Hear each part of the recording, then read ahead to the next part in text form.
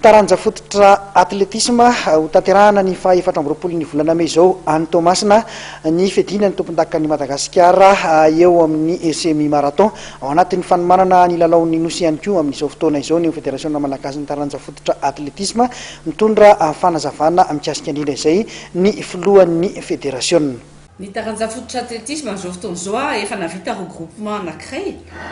tamin'ny PAC enfin manodidina ny PAC teo nanaovana azy tamin'ny volana avril dia hiatrika regroupement fandrony amin'ity volana juin ity. Ny fanoteliny moa dia aorinany championnat national d'athlétisme amin'ny début juillet dia deuxième quinzaine de juillet zany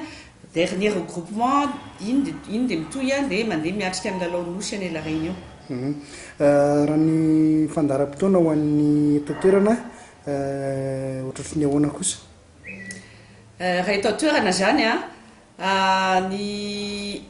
le izy moa azo atao hoe manomana compétition zany zahay dans le cadre toujours manohy an'io fikarakarana an'io jeu des îles io tsy io fotsiny moa no misy fa aorina jeu des îles mbola misy ny Jeux africains any Brazzaville ka amin'ny 25 mai izahay manomana championnat national ny semi-marathon zay totosaina any Toamasina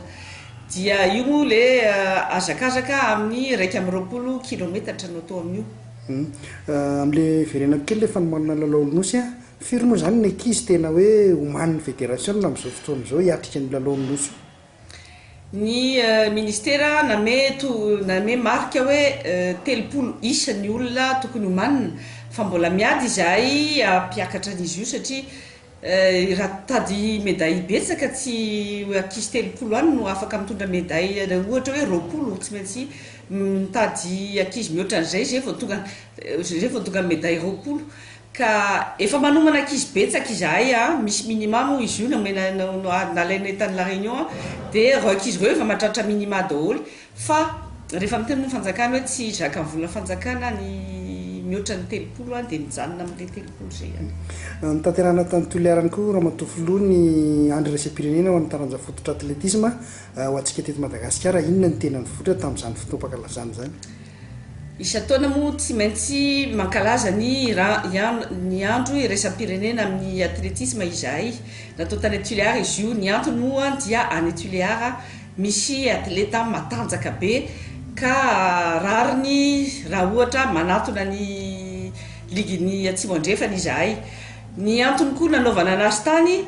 dia misy fifanarahana miaraka ny ministère fanatanjahantena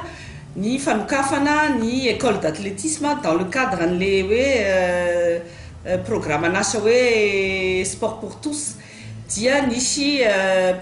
mpampiofana ny directeur technique national sy ny lehibe ny officiel technique nandeha nakany herinandro mialohan'io andro raisam-pirenena io nampiofana entraîneur anaky 7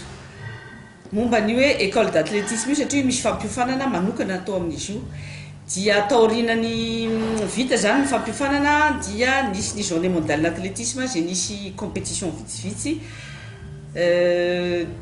dia eo zany ny zareo zay ampiofana afaka